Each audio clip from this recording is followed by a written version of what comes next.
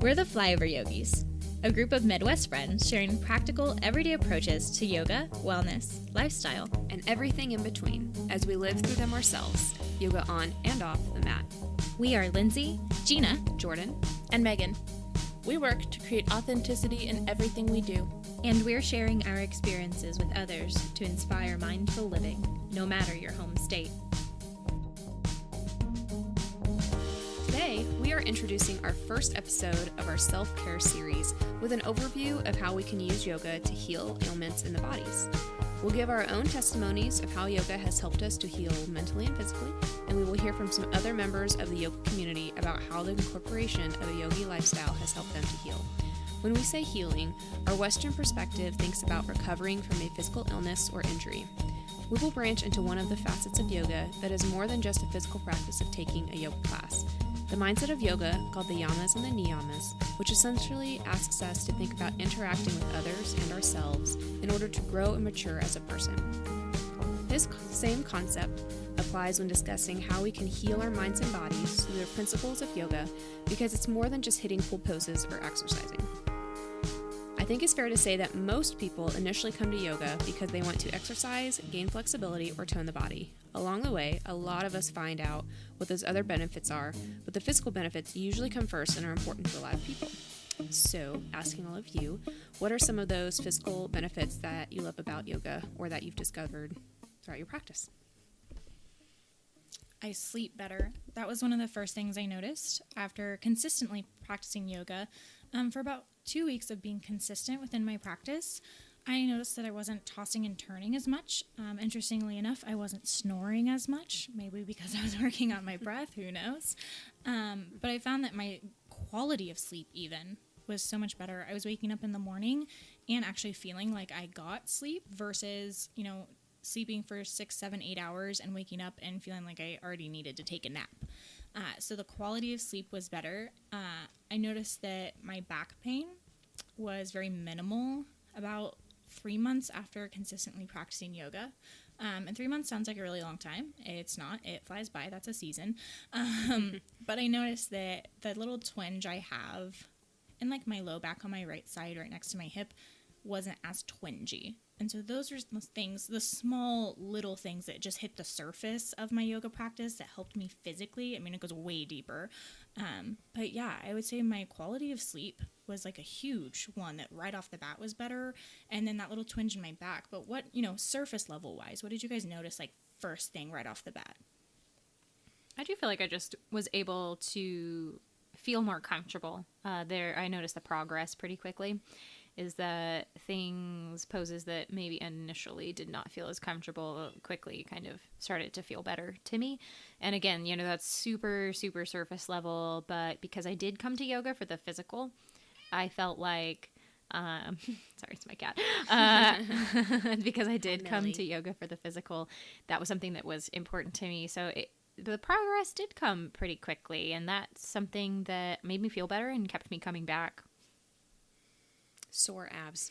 Yeah. All the core. Yeah, you're getting something out of it when your abs hurt. Yeah.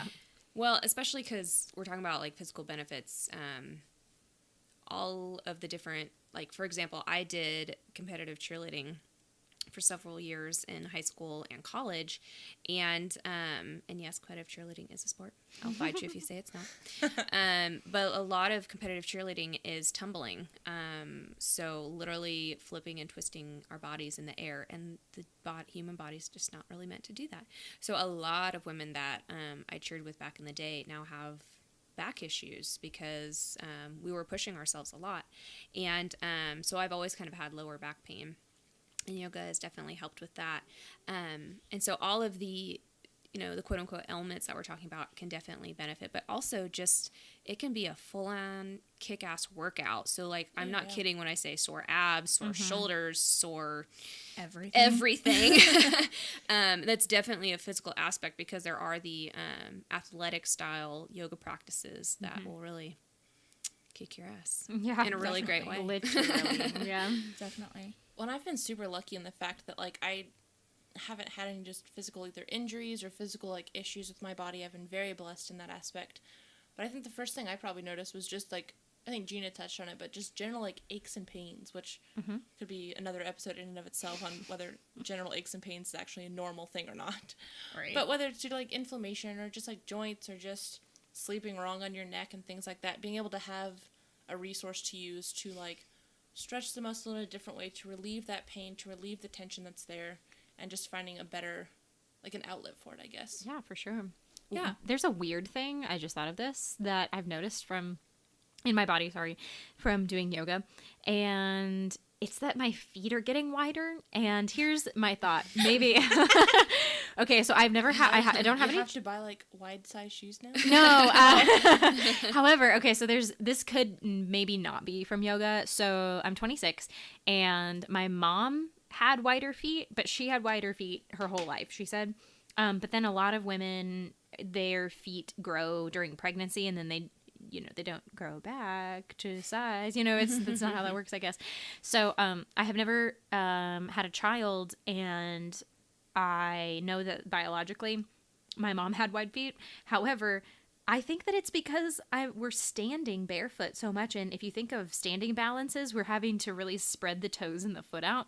I really think that maybe I don't know, but I've noticed my shoes that I bought probably like 4 years ago or so, they do not feel right anymore. And I think it's and when I look down at my toes, it's my toe box, like right underneath, kind of where the ball of your foot is. Like I can see that is wider, that my toes are spread further. So, maybe that is a benefit of yoga. But anyway, it's a physical change for sure that I've noticed. It's just a weird one. Well, if you think about it too, like in those standing balance poses, like a lot of times, like same like if you balance on your hands or on your arms or like on your feet, like if you're on one leg, like you're using that muscle. If you look down like at your foot, it kind of does that little dance of like moving back and forth. So you're working all those little micro muscles in your foot as you're finding that balance, as well as like all the muscles in your leg. Like it's engaging everything, but those muscles in your foot are also moving as you kind of find that balance pose. So it could be that like by working those muscles, it's just changed your feet. For sure. And disclaimer, I do think it's responsible of us to mention that you can get physically hurt. Like, we're talking about healing the body and making yourself feel better through yoga, but I have injured myself while doing yoga.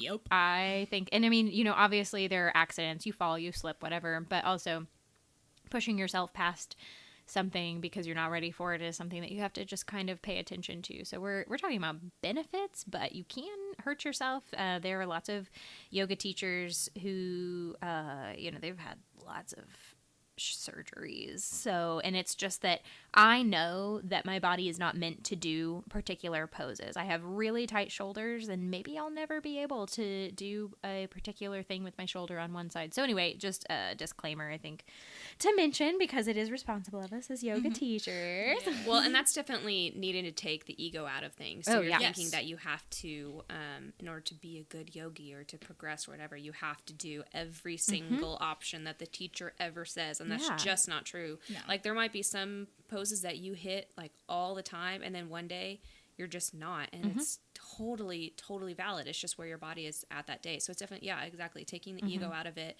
and just giving your body what it needs, not what your ego needs. Yeah, respecting where your body's at. And I think that that's a perfect segue for this conversation so we're talking about surface level, aches and pains, headaches, back pain, all of these things, better quality of sleep, which is so amazing because we live that day in, day out. But a lot of us have also, through our yoga practice, noticed the things that we have that are deeper, that day in, day out have helped.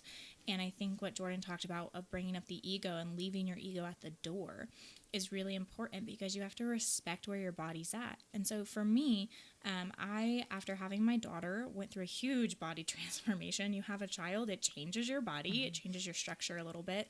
And after having my daughter, I was diagnosed with endometriosis, which is a condition that women get. And basically your endometrial lining of your uterus grows outside your uterus. They have absolutely no idea how it happens, why it happens, and they have absolutely no idea how to cure it.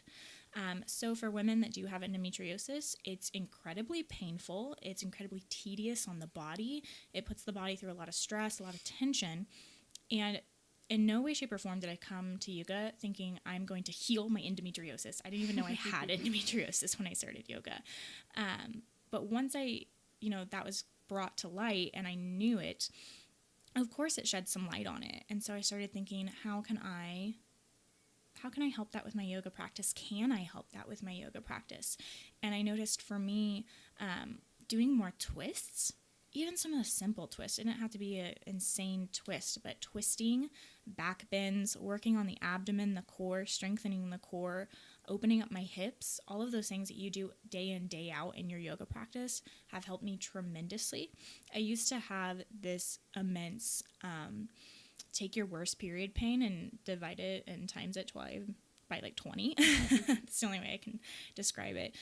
Just this really awful, kind of almost bedridden pain right up next to the bottom of my right rib cage. And I knew it was from my endometriosis. I'd asked my OBGYN about it, and she confirmed that it was from my endometriosis. And I asked her, so what can I do to help it? Well, you can put heat on it. You can ice it. Bullshit. I mean, that was basically her answer, because there's no answer. And I thought, okay, well, surely I'll try something else. I'll try herbs. I'll try whatever. Set a crystal on it. I don't care. I just want anything to help. And so that's when I turned to my yoga practice and thought, I have nothing to lose here. That pain is there regardless of if I try to help it or not. But respecting where my body is at and not trying to push past my limits and pull something like Lindsay mentioned, I very slowly started to encourage more twists into my practice. And anytime you twist in a yoga practice, you're detoxing the abdomen, because you're massaging all those internal organs by twisting, and you're also resetting the spine. And there's a whole ton of benefits. You can Google them. I'm not going to list them all out. But I noticed very slowly, and I'm talking very slowly, like over the last year, that my body has opened up tremendously. And it was a progress that I was very doubtful of, and one that I didn't notice because it was so slow until I started looking at progress pictures from yoga a year and a half ago, and I couldn't get into grasshopper, which is an inversion where you're twisted. The upper body is twisted, and I physically could not do that because it would hit that right side underneath my ribs, and I would feel like somebody was stabbing me. And so that was a pose where I had to tell myself, back off, let your ego go. It'll happen eventually. Let it go.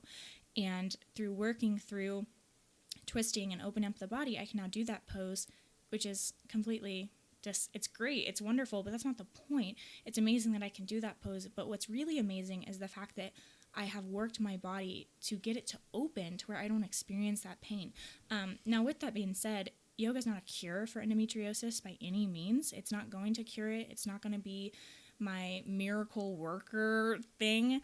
I still have endometriosis pain. I still have pain sometimes daily from it, but yoga helps. Mm-hmm. And at that point, when I figured out yoga helps, I'm willing to have like 1% less pain if I can have that 1% less pain. Now, I would say that yoga has probably diminished my pain by probably 75%.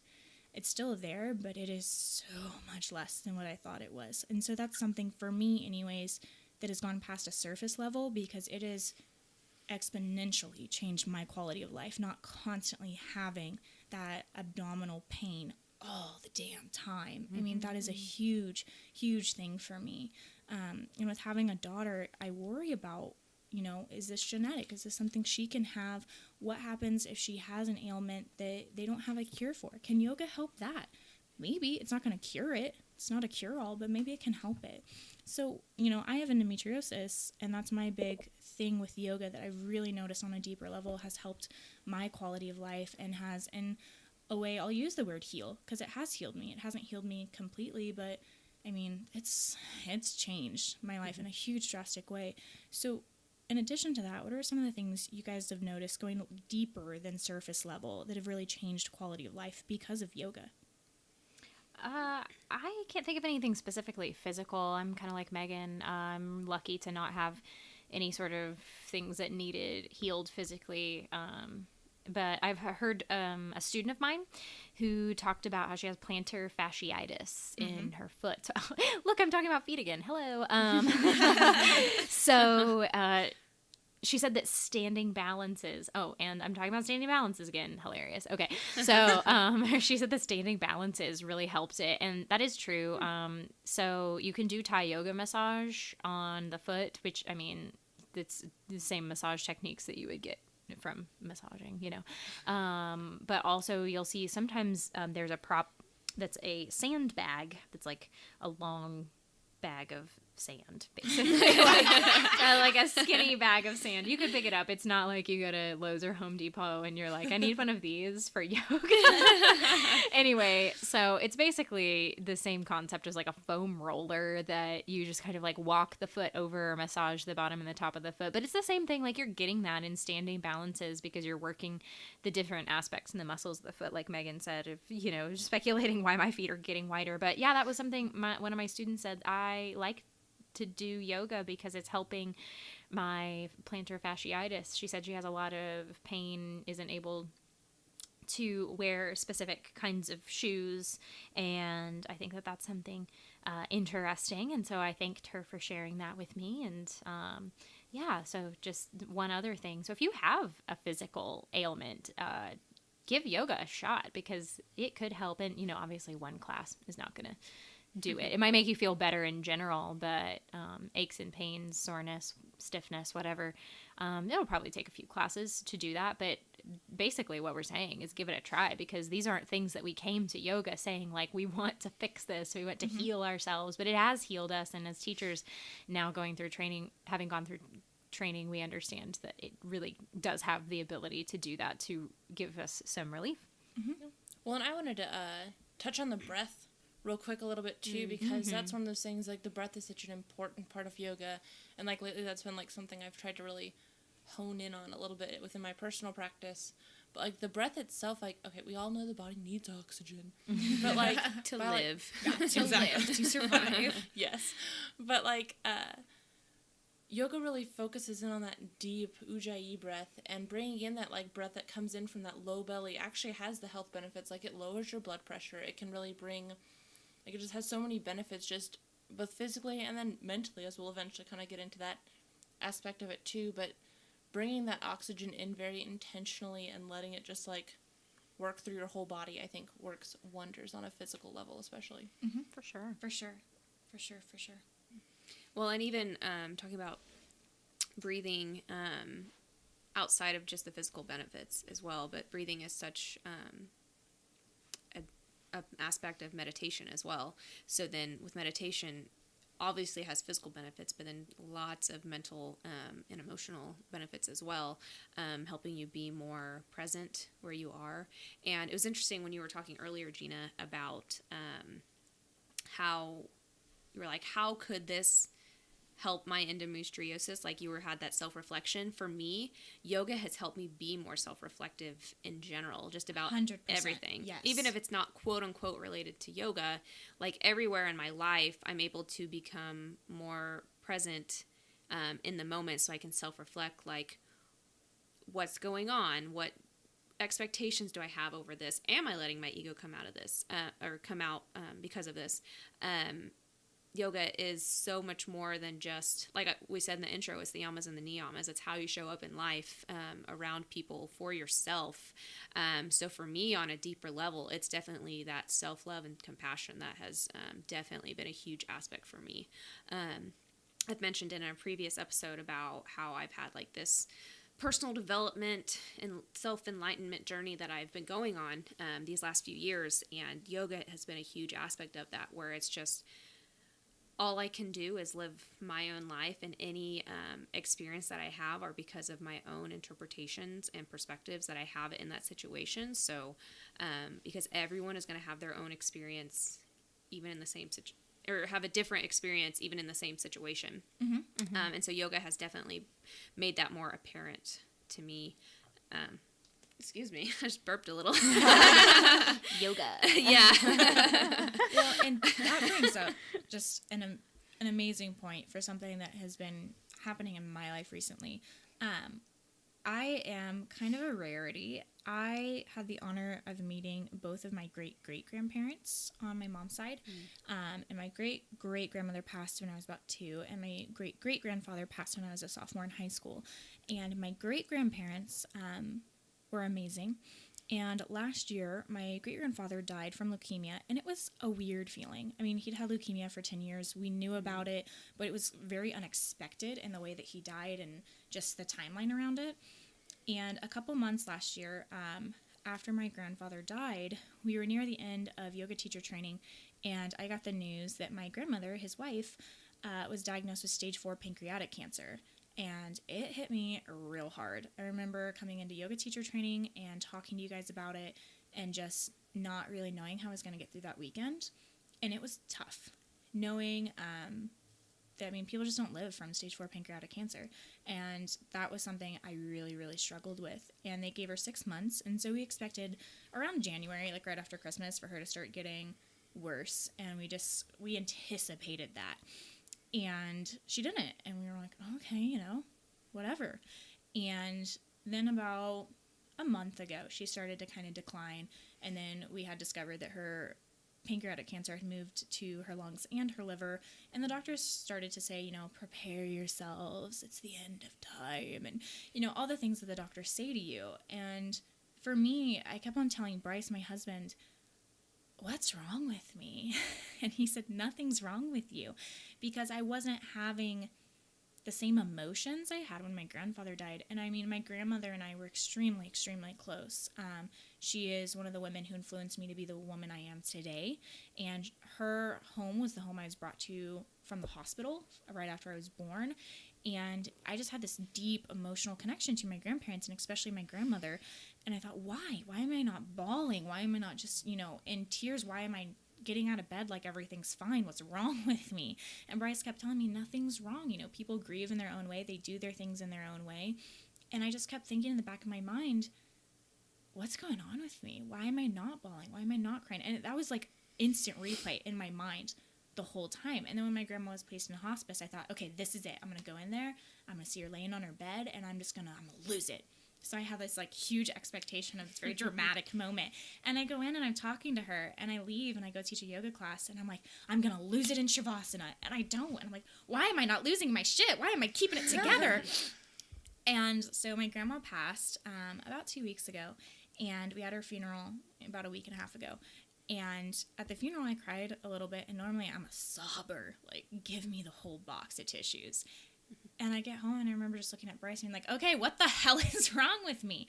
And he said, maybe you're just to a point in your life where you're handling these types of situations better.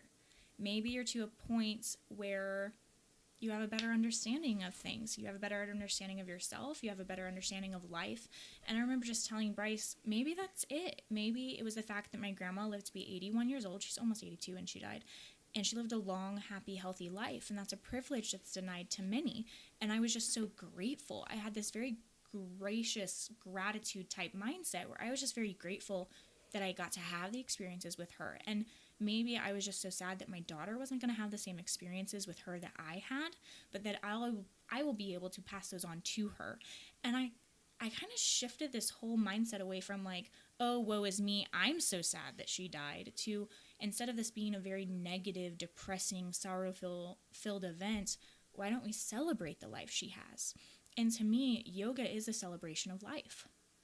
Everything yoga teaches you, yoga philosophy, the yamas and the niyamas, is the celebration of life and how we can live it to the most meaningful impact we can possibly have on ourselves and others. And I have to think, just reflecting on everything that's happened over the last month, that my yoga practice really did heal me through my grieving process of my grandmother. And in no way, shape, or form do I believe that I'm completely done grieving over the death of my great-grandparents. But in a way, I do believe that yoga has helped me tremendously with that, because I do have a better understanding. And I think just that attitude of gratitude that you have when you practice yoga, and you have when you live a yogi lifestyle with the philosophy behind yoga, gives you a different perspective on life, not just death, but anything. And that's something that I think has really resonated with me recently. Yeah. To segue from that, I did not have yoga like Gina did at the time that I probably needed it the most to help with this healing. So, obviously we're talking about emotional and mental healing, and I came to yoga after the fact, but to kind of give you the whole story. So I went through a really dramatic weight loss. Let's see, it's been about 4 years, really, about 4 years ago. I lost about 60 pounds, and I've kept it off. And yoga, of course, like helped me to build a lot of muscle and tone. But really, before the yoga journey really started happening, before YTT, I had lost this weight, and I was trying to eat healthy and be mindful. And my mom died. So she had some issues with her heart that were underlying, and the doctors still don't exactly know what it was that caused it. They called it something electrical. It wasn't a blockage. It wasn't a valve that wouldn't open. They explained it like the brain stops sending signals to the heart, if you can kind of think of it that way. So anyway, I was 23 when she died, and it was this really terrible experience. I know that sounds like, duh, like someone's dead, like that is, of course, it's going to be a bad experience. But the way that I handled it really was pretty bad. And, Gina said, like, we all grieve in our own ways. And I didn't know how to process it. I didn't have anything there for me to help me process her death. And the way that she passed away in particular was traumatic to me, and that is really the catalyst for what happened after. So when she was really in her last moments, I was watching her be shocked back to life every 30 seconds probably after she had received a pacemaker.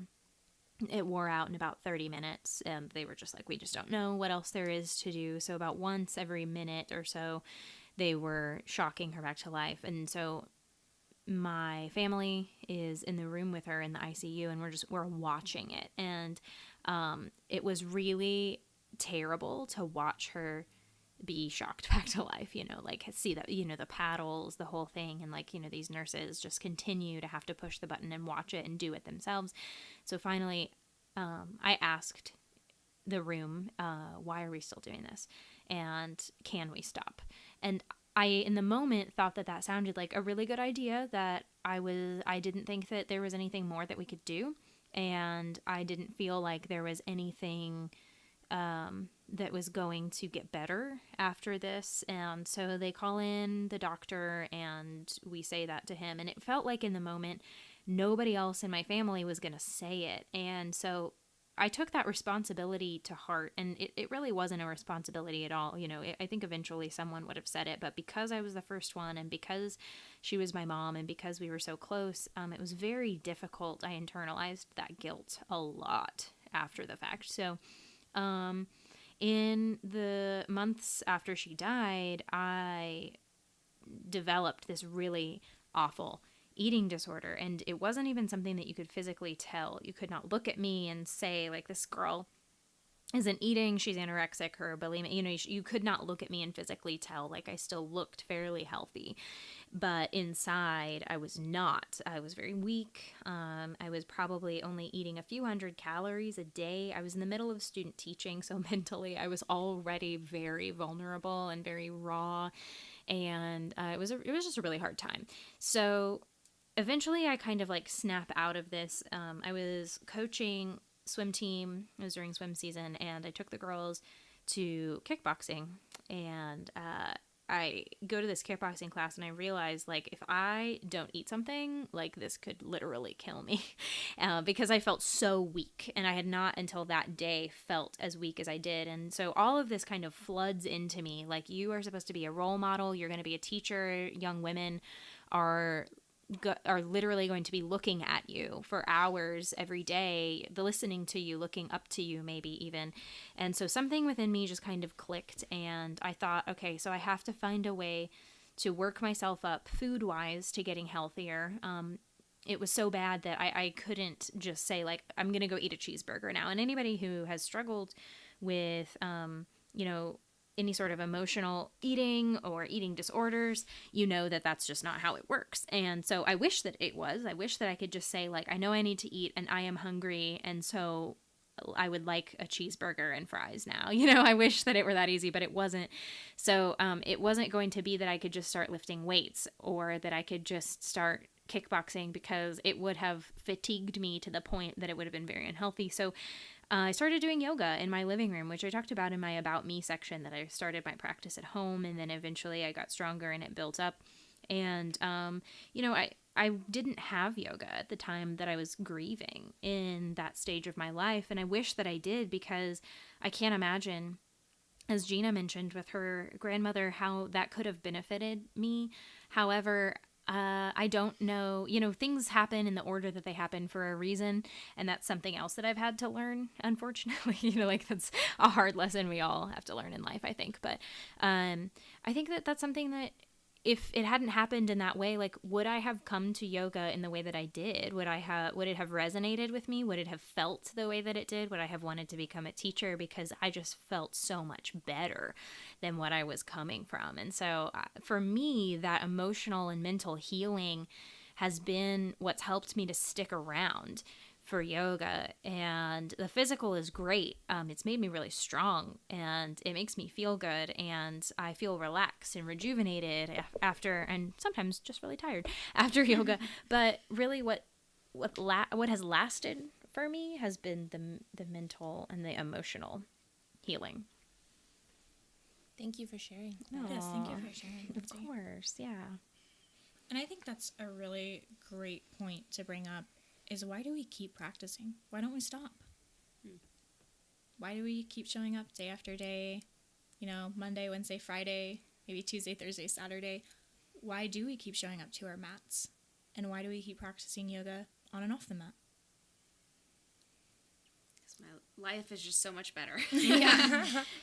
Quality of life, yeah. Yes, it's but why is that, okay. Like a pinpointed thing, like what is it about it? Is that what you're asking? Mm-hmm. Yeah. Yeah, why do you wake up in the morning and say, I gotta get to yoga class today, I gotta get on my mat today, I have to practice satya today, I need to practice ahimsa today? Why is it that you do what you do? Why do you live yoga on and off the mat every day? Why don't you stop?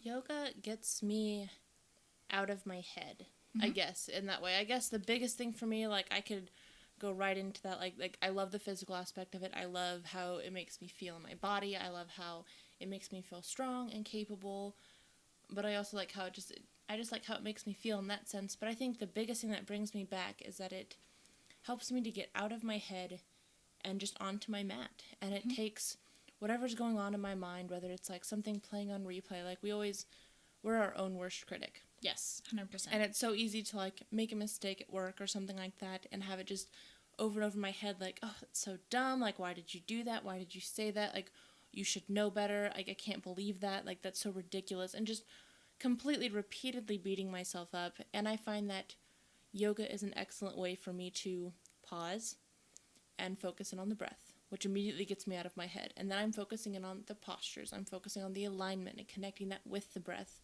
and the movement of my body, and just that entire movement is able to stop that tape that just plays repetitively in my head and really focuses and brings me back into that present moment, to where I'm then able to be like, okay, like, this is where I'm at. How are we going to move forward? Mm-hmm. So for me, it's definitely very similar as far as, there's so many different benefits that in the moment right now, it's hard to even say what they all are, because obviously the physical practice, I get an awesome workout or I get great relaxation from it. I'm able to get in tune with my breath more. I am just a happier, more productive overall human being because I have a regular yoga practice in my life. And what's cool is that anyone that's listening, you might have totally different things that you get out of your practice than we do. I'm sure we all get different things out of our own practices than we do compared to each other. And it's all totally valid, because we always say, like, you do you, it's your own practice. We don't just say those as like buzzwords or like cliches. We genuinely mean that. And that you don't need to compare yourself to validate your practice. It is exactly and completely what you get out of it and how it is bettering your life. So for me, that's why I keep showing up, because it just, I know you want something specific, but it's like, it's just overall, like, I am just a better, happier person because I am more authentic. I am more open. I am more curious. I am more in it for a challenge now than maybe I used to be, because especially we've talked before about how in practices it's so easy to see someone who's doing all of the quote-unquote hard poses and who's doing it quote-unquote better than me, to get into the ego and think that, like, oh, I'm not as good of a yogi because I'm not doing it as good as that person or whatever.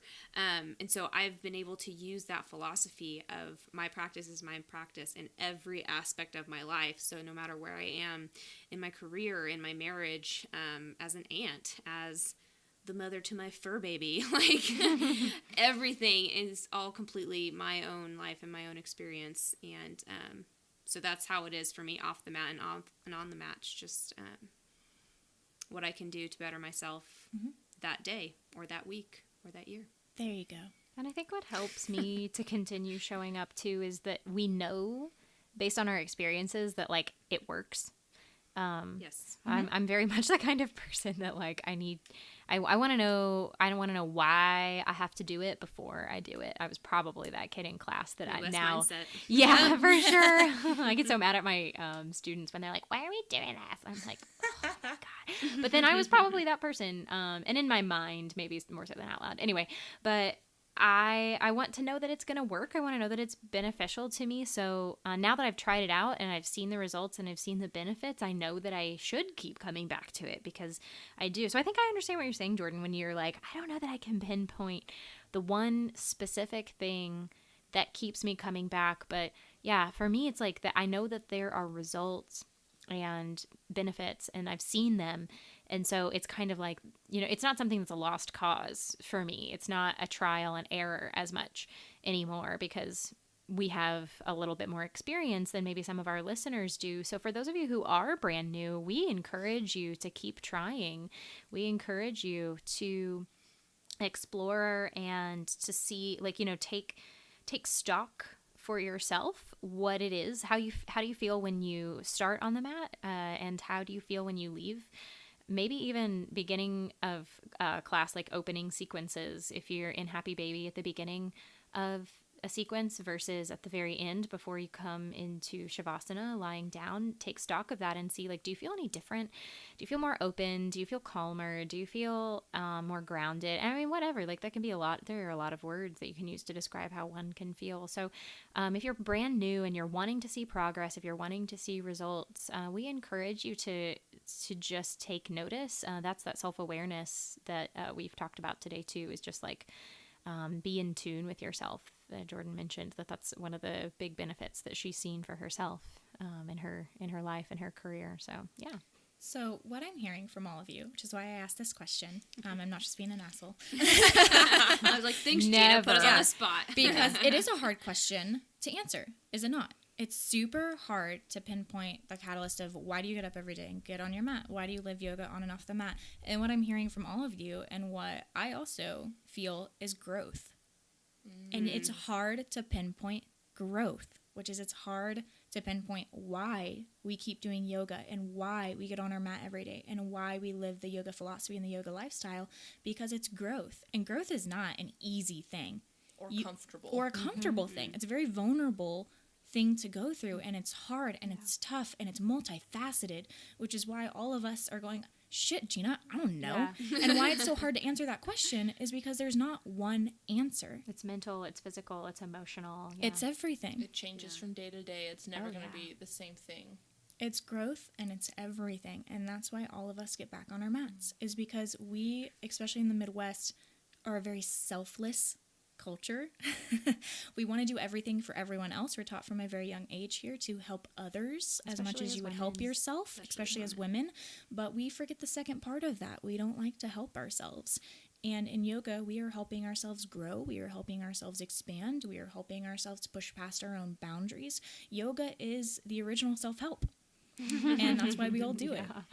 So I have a very physical example of this, taking it outside of yoga, because as I've mentioned before, my husband and I are converting a school bus into a tiny house, and we are in it. So like we are doing all of the hard, sucky stuff.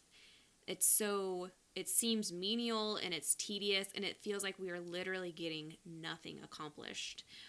So I very purposefully make myself look at original photos of where we started, because then I could see, oh, we're actually getting stuff done, even though it doesn't feel like it in the moment.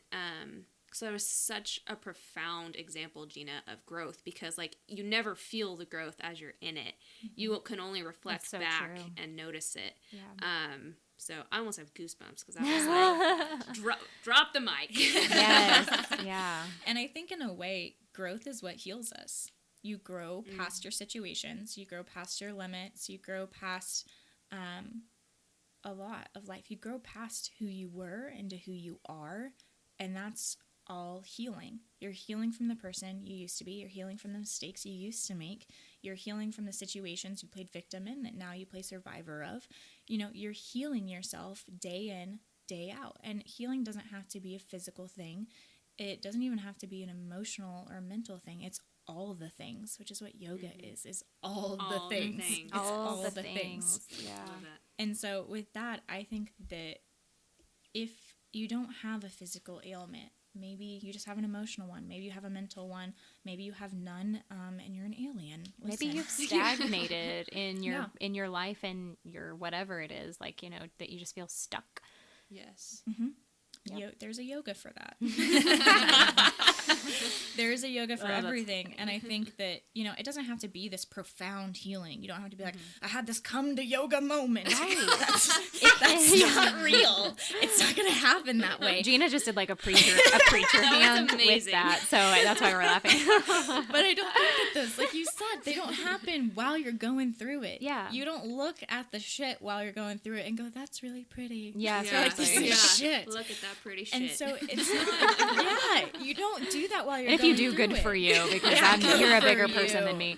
And it's just, even like Gina said, if you're stuck or if you don't know what you need, you can still get something out of it. Like there's so much happiness that I get and a sense of community that I get from you people, like, and from following. #yoga means union. Yes. And from, like I said, I don't even know Adrienne Mishler from Yoga with Adrienne. I don't know her at all. I've never met her. We've never had a conversation, but I feel so connected to her. There's a sense of community. And just like I listen to so many other podcasts about yoga, and I feel like I know these teachers on a personal level, and I want that community. So even if you don't even know what you need, you don't know what's missing, there are positive benefits, even if you don't feel like there's a negative that needs quote unquote fixed. Like you can just keep adding to the list of things that are already 100%. Right in your life from being in this community. I love that you brought that up, because one of the reasons I kept going back to yoga, like I've mentioned, I had terrible postpartum depression after having Alice. I was home all the time and I was alone,